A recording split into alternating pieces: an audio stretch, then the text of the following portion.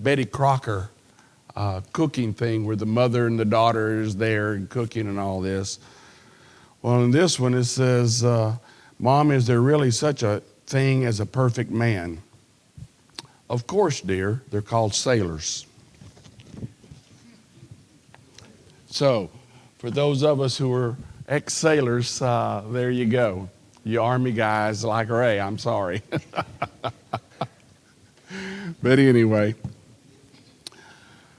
the next 4 weeks, we're going to be talking about, and we've used this book before a little bit. It's called Climbing Happiness Hill. And as we mentioned, of all people, we as Christians should be happy. And we should show that in our daily lives, because why do you want to be a part of something that there's no happiness in? So hopefully, if you'll bear with me, we'll go through this and we'll get through it. Maybe a little more pain than not, but hopefully you'll bear with me as we go through it.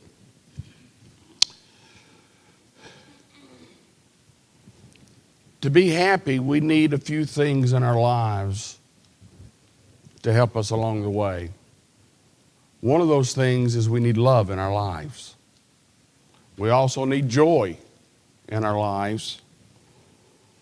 And then another very important thing is a positive attitude.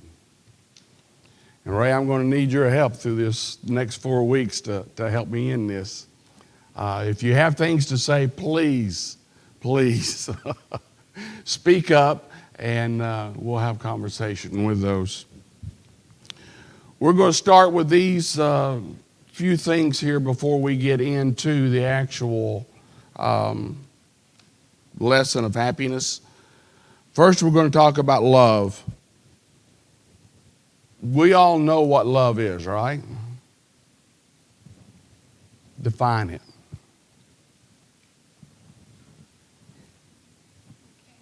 You can't. That's exactly right. We all know what it is. We experience it every day, but yet it's one of those words that defies a true definition. And partly that's because it takes on so many different various forms. For example, a husband and wife relationship. Genesis 2:24, where they become one flesh. There's the in-law connection, whether that be good, bad, indifferent, whatever, it's still there, and there's love there.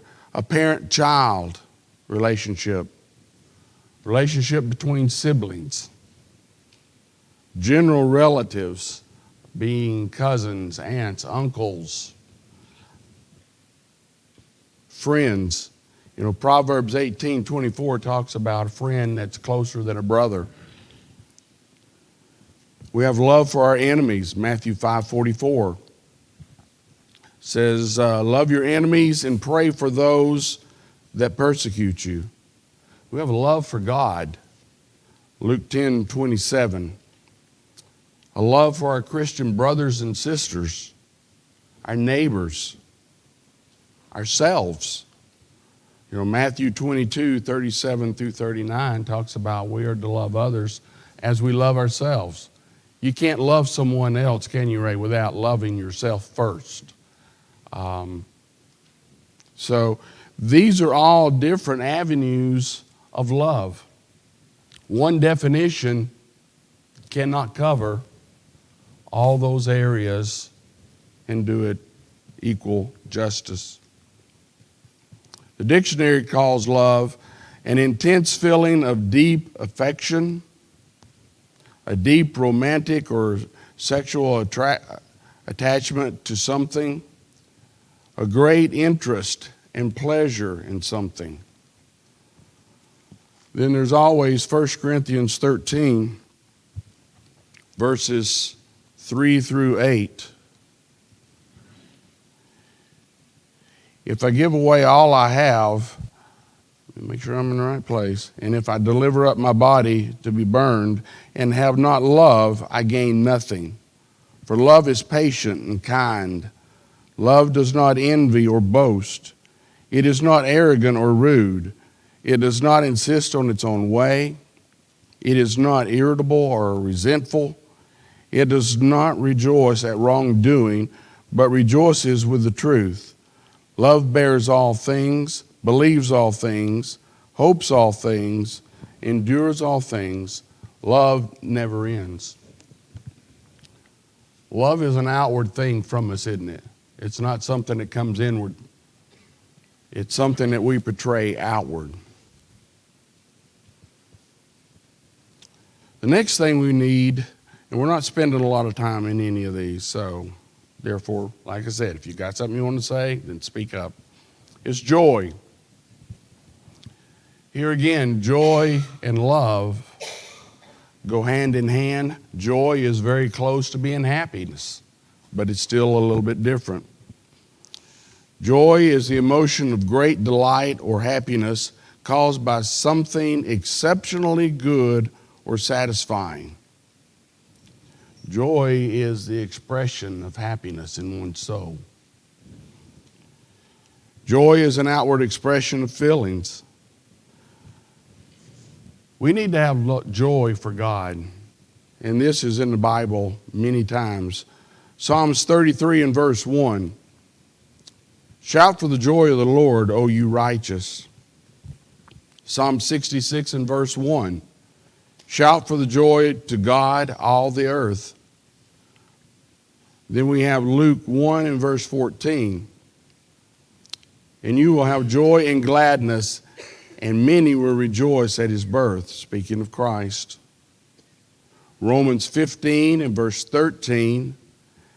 May the God of hope fill you with all joy and peace in believing. And then we have the fruit of the Spirit, which we just finished lessons on, Galatians 5 and 22.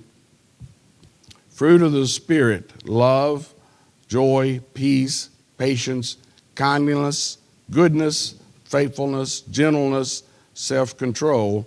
Against such things there is no law.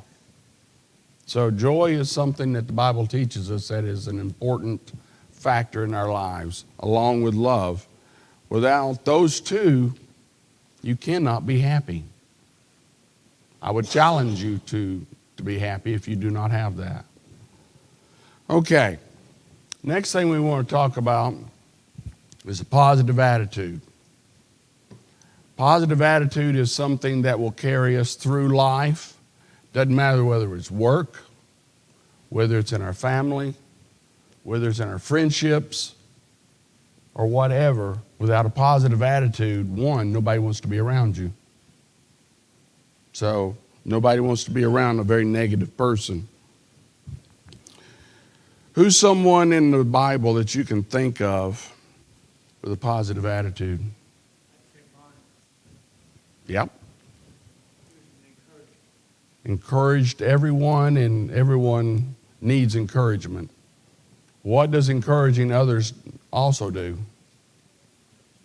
Helps you. Absolutely. Who are some other people that we can think of in the Bible with a positive attitude? Absolutely. As the old saying goes, making lemonade out of lemons, Joseph was dealt a basket full of lemons, right? Anyone else? How about Job? With losing everything that he had, but still staying true and faithful to God. Well, I have 18 steps, and these are not mine. I found these just by chance by looking around on the internet, but they all fit. 18 steps to help us have a more positive attitude in life. One is to surround yourself with positive people. Why does Nick Saban look so good as a coach? One of the reasons. Good players, yes. But what does he do? What has he done? He has surrounded himself with good people that know what they're doing. Positive people. And that's what we need to do today, is to surround ourselves with those with positive attitudes, and it will help us develop a positive attitude. 1 Corinthians 15:33 talks about bad company ruins good morals, those we hang around. Number 2, fill your mind with positive input. Philippians 4 and verse 8, whatever is true, honorable, just, pure, lovely, commendable, excellent, worthy of praise, think on these things. You know, you think on junk, and that's what you're like. We think on things positive. We think on godly things. Then that's where our mind will gravitate. Right? Yeah, but I just think you said you had to have a positive attitude. You're absolutely right on that. When I was teaching elementary, we had a teacher that she never said anything good about it. I had a hard time saying anything good about it. So I decided I was going to make her feel good and say something good. So I walked up to her one morning and I said, Ruth, isn't it great to be alive? She said, I don't know how to put it to bed. That is a true statement. I hope it's a true statement. Well, you got a point there. Yeah. But you have those people. If you've been around those people that you could be on the top of the world, and within 5 minutes after being around them, you're in the depths of the ocean. It can happen in a heartbeat. And that happens a lot easier than picking someone up, doesn't it? But step 1, surround yourself with positive people. Step 2, fill your mind with positive things. You know, and grandmother used to always say, an idle mind is a devil's workshop. And so true. Number 3, control your language. The language, we're not talking about language police or anything like that, but it affects how we look at ourselves and also how we look at the world in the language that we use. Matthew 5 and verse 37 teaches us that we are to let our yes be yes and our no be no. In other words, be simple, speak what you mean, and mean what you say. Step number 4, create a routine for the day. How many love or like routine in their life? Those of us who like routine, once that routine falls apart, everything in life just kind of disintegrates, okay? It's just like come Monday morning, 5:20 in the morning, the clock goes off. Okay, that's early, but yet you get to work and things fall into place. Your routine happens, and you say, I hate being at work, but it sure is good to be back in routine. Routine is good for you to function in.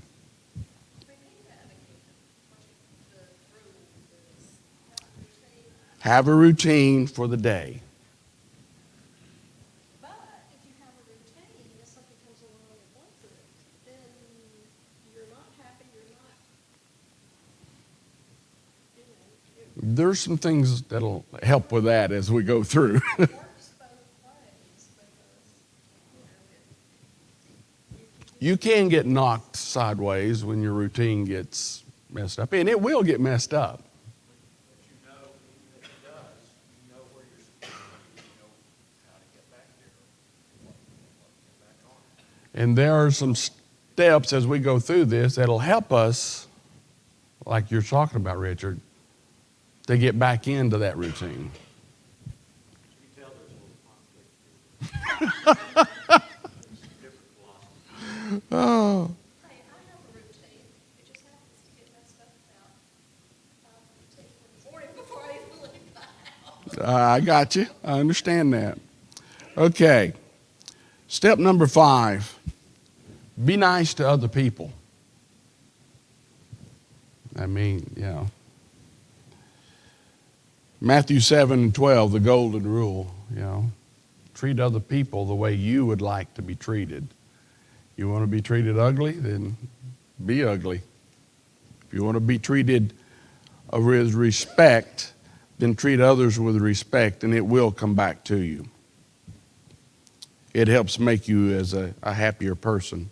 Step number 6, don't rely on an outside source of positivity.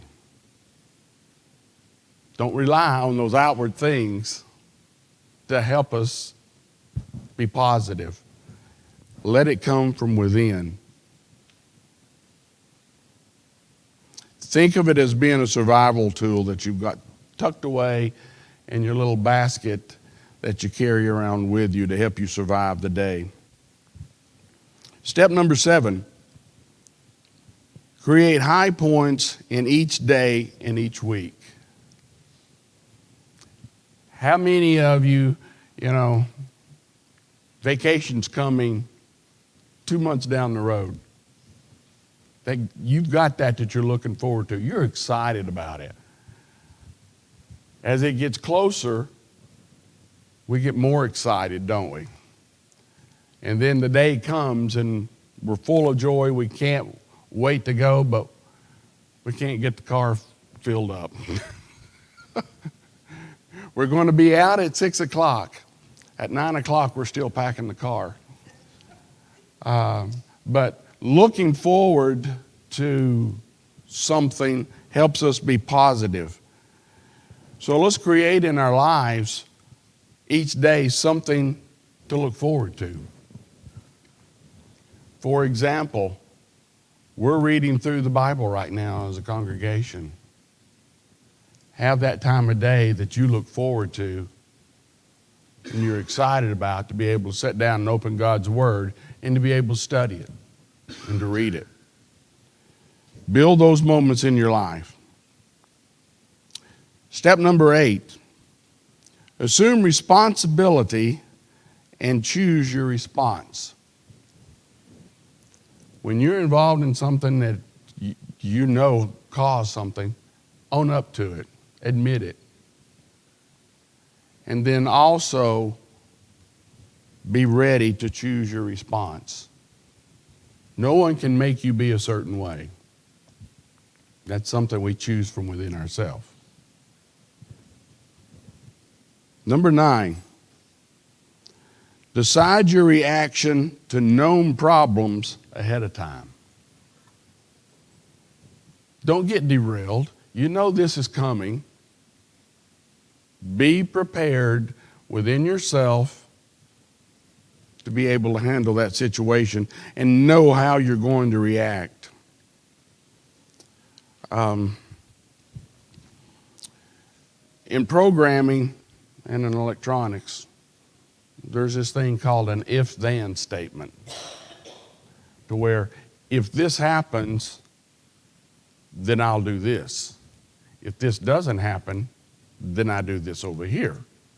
We need to program our lives so that we can have that a part of it. So that we know if this comes and happens, then we're going to do such and such a thing. And this one is so easy to do right here. Breathe deeply. Take a moment. We used to say, count to 10. And then that way you're calmer and you can handle this. Just breathe deeply. One of the easiest things that you can do. But that taking time out to breathe calms you down and tricks your body into thinking that it's in a calmer state, whether it is or it isn't. Step number 11, make a mission statement for your life. Make yourself feel like you have a purpose, something that you're working, a mission statement. You know, that's what we're doing with a lot of our ministries. They all have a mission statement as to what they do. Let that be a part of our lives. Step number 12, have personal goals. A goal that you can achieve, not something that's way out there that's impossible for you to reach. Number 13, remember that no one owes you anything. No one owes you anything. What's a statement you've always been told? Life is not what? Life's not fair, is it? Don't matter what you think in life, life is not fair. No one owes you anything. It's up to you to go out into the world. Number 14, stop complaining. How many of us are complainers? And if we all are honest, we all complain much more than what?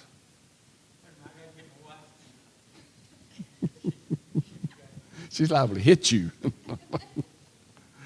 We all are complainers. And there's time when complaining lets you vent a little bit, but so much of the time we turn into complainers. What are complainers at the end of the day? They're not happy. Are they positive or are they negative? They're on the negative side, right? And those are the people that none of us want to be around. So therefore, remembering that nobody wants to be around negative people, complainers, then we don't need to be there either. What if we're complaining about the people who are messing up our positivity? Do I now? What if we're complaining about the people who are messing up our positivity? There you go. Okay, number 15.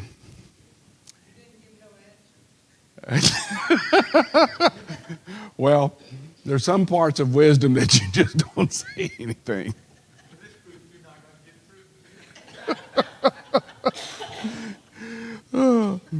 Step number 15, embrace laughing. Laughter is one of the best medicines in life. Spiritually, physically, emotionally, laughing lifts us up, doesn't it? The Bible says that laughter is good medicine. Psalms tell us that. Laughter is good medicine. It most definitely is. Number 16, be curious and embrace learning. You know, it allows you to open your horizons and bring in more things. Number 17, look to long term instead of short term. How many times when something doesn't fall on our timeline, does it throw off our routine and everything else? Have you ever had those issues? If you're given very many projects at work, you realize sometimes timelines don't work very well. Shift things in instead of having it as a short term, make it a long term. Everything doesn't have to happen today. And last, fake it until you make it. Now, that doesn't mean to be a hypocrite. But how many of us, if we're in a bad mood and we sit down in our corner, how many times is positive, good feelings just going to come to you? You're a good person if you are, but if you can do that, then you shouldn't have been sad to begin with. Fake it till you believe it. What's the easiest way to get out of a bad mood or bad circumstance? Go help somebody. Not wait for it to come to you, but you to go to it. And that will help us to create a better mood in life. Okay, those are the 18 steps. General MacArthur said this: at age 76,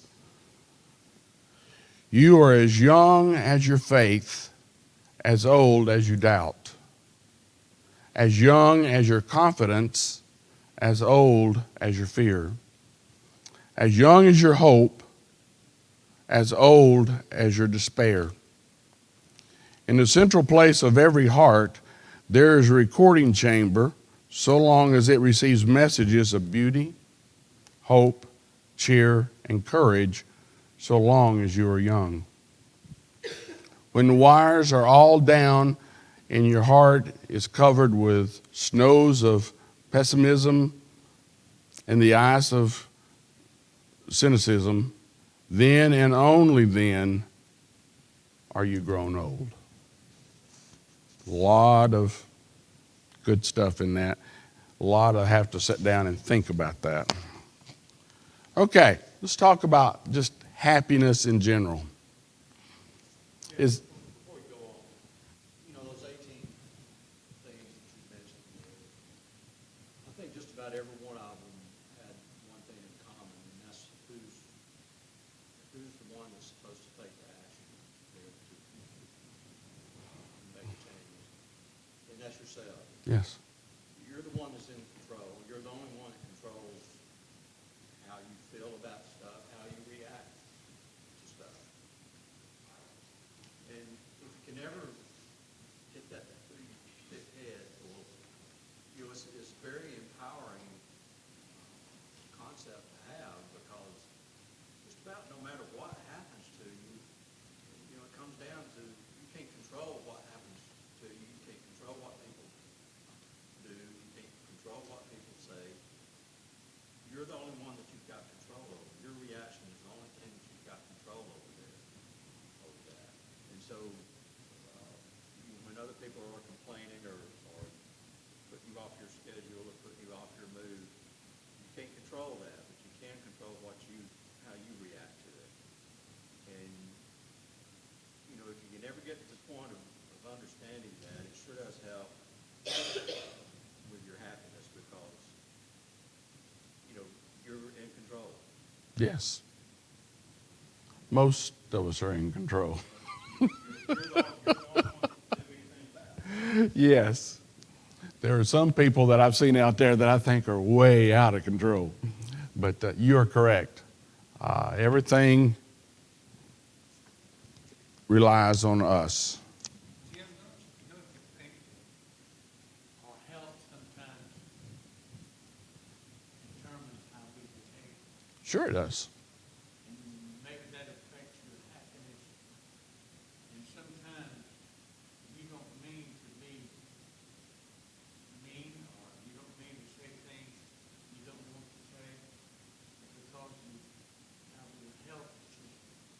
That's important for you to understand that. We have a lot more patience when we feel good, don't we? Yes, we really do. And we often try to look at people that have bad health. And when they say things maybe might hurt your feelings or whatever, take that in consideration. Some people are hurting. They find it hard to really be as sweet as they want to be. You understand what I'm saying? Mm-hmm. As an example for that, when I was a kid, I had a old stray mutt of a dog. It was a good dog, but he got hit by a car one day, and I ran out and grabbed him to pick him up, and he bit me. What are you doing biting me? But he was in pain, and he reacted out from being in pain. And we many times do that as humans as well. So, okay, happiness. Yes. Going along with what Ray said there about us getting old, and saying things. I read this many times here at this congregation about the Beatitudes for friends of the age. Blessed are they who understand my faltering steps and shaky hand. Blessed are they who know that my ears today must strain to catch the words they say. I have a big problem with that, because my hearing's going bad. And Johnny gets on me all the time, about I've got selective hearing. Maybe I do in some cases. But you don't really realize that until you get, like Ray said, until you get older and you get into a situation. And, to me, it's frustrating. And I know probably it is to Ray, things that we used to be able to do that we can't do anymore. And, I have a big problem with saying things maybe that I shouldn't say because of that. I do a lot of praying about it. And that's, that's Lord forgive me for it. But,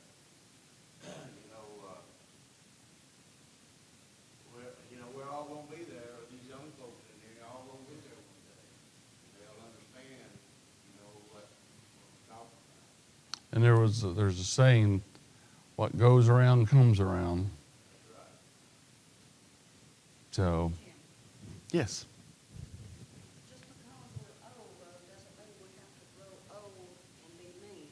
I know I've got some neighbors one particular neighbor she's about my age, which is older, but she's so cantankerous and unkind and unloving, and you just can't be around her.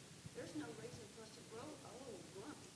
We can grow old gracefully and be a good influence on the younger ones, and that's what I think we should do. Well, the Bible teaches us that we are to teach our younger, the older. And that's, there's one of the things that in this book, Alan Bryan, he talks about running into this one lady who's well into her 80s that goes to the hospital, went to the hospitals every day. And her health finally got to the point where she couldn't do it anymore. And she was hurt and sad because she couldn't go to try to help brighten somebody else's life. So, Another thing when we're talking about health, let's not forget mental health, because depression and things like that is something that, you may not be old, you may not come of it, you may not have a scar, but it is definitely something that, even though you can't see it, there's a lot of people working and struggling in order to just get out of bed and get up and get moving. And it's a very hard thing to deal with. And agreed. it's very real. It's very true. It's not that you don't have faith, or because some of the people think, well, you just don't have the faith. You just don't have the love you need. You just don't have this, that, or the other. And it's not. That is a true fallacy. It is chemical, and yes, maybe you can do a few things health-wise to help, but it's also hereditary, And there's no one thing that fits every single situation. so And, don't mean to insinuate that this fixes every problem in the world, it's just because it doesn't. it's just something that we don't think about all the time, unless if you've kind of been there, done that, or know someone who don't have you might not have a true grasp of how it can affect you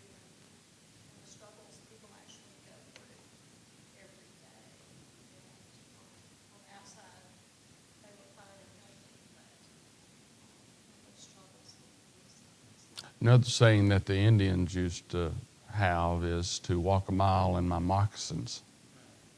You know, we can sit on the outside and look at you or look in and have no idea what goes on in everybody's life. And you need to try to develop, you that are helping people, need to try to develop an attitude that you understand that, but it will come around. Oh, yeah. I promise you. Anybody else? I think relationships have a lot to do with it. If you don't develop a relationship with people and get to know people, then you're not going to know what's going on in their lives. You're not going to know how you can be a positive influence for them on a personal level. So it's like trying to, talk to somebody about the Lord. If you don't have a relationship with them, then you can say anything you want to say, but they're not going to. It's kind of like, and we'll talk, some of this stuff is in here, but like being down at the river, whatever we call this festival here in Creek Bank, there you go. Depending on your attitude or whatever, you're standing there and somebody comes up to your booth, what do you want? What'd you come here for? Get away, I'm busy. Is that the attitude of a positive person or someone that you're wanting to try to win to Christ? No, and that's the whole purpose of being there. We're almost out of time here. Happiness.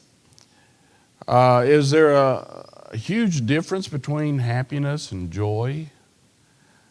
There's very subtle differences in some of this stuff. I would say happiness is a more inward thing that you have, and joy is something that's seen outward. That's a result of your happiness that you have inside.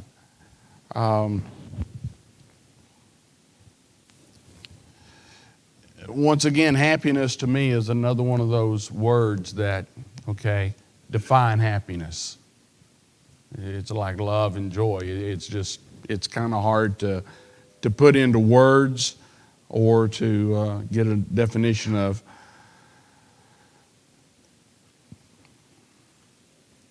Our goal here at Ashville Road is to make disciples, seed, plant, and fruit. A happy spirit, a spirit that is full of joy, a spirit that has a positive attitude is what it will take to win souls. If we have the negative attitude that no one wants to be around, they're going to come and they're going to say, who wants to be a part of you with a life like this? So learning to be happy is a trait, an attribute that will help us grow and be strong as we go forward. So let's start a journey today to begin being happier and thus grow in our love, our joy, depending on a positive attitude while letting our light shine in our community. We're actually getting ready to start the first lesson in this, but there's not much reason to get started since we only have a couple of minutes, so we'll be out of here a couple of minutes early. Thank you for your comments, and hopefully you'll find as much enjoyment out of this as I have. It's a very good book. It's an older book. It's out of print, but it was written by a man named Alan Bryan, who was from the Birmingham area back in the 70s. So we're dismissed and look forward to our worship service.